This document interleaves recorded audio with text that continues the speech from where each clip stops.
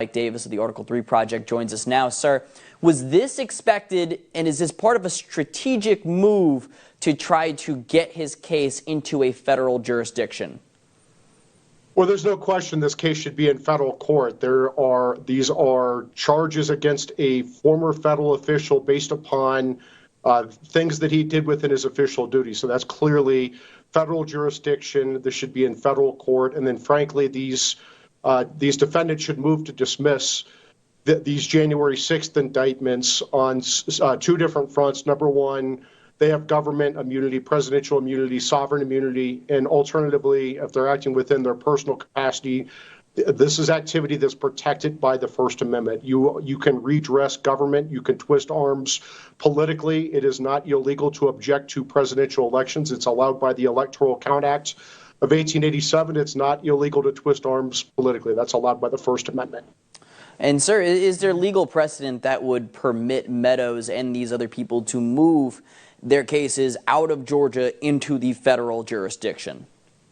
Yeah, I mean, there's a federal statute that allows for removal, and once you get this out of this Fulton County court, this Georgia court, you'll get it to the federal court in Georgia, and then you can move to dismiss these charges on government immunity and First Amendment grounds. This prompts an interesting question, and a lot of people have expected to see 45th President Trump file to move his case out of the state into the federal court system. We haven't seen that yet, sir. We saw him file a motion to sever his case from specifically those defendants looking for a speedy trial.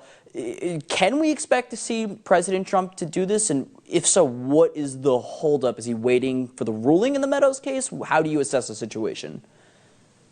I imagine that President Trump will also want to remove his case to federal court, and I imagine that he'll also move to dismiss both of these January 6th indictments, the one that Jack Smith is pursuing in D.C. and the one that Fani Willis is pursuing in Georgia, because, again, there's presidential immunity.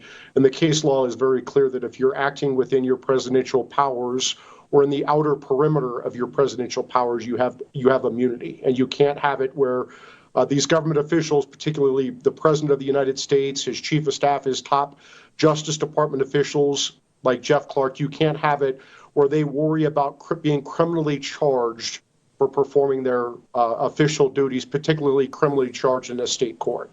Mike Davis of the Article 3 Project. Sir, we are always grateful for your time. Thank you for joining us on One American News. Thank you.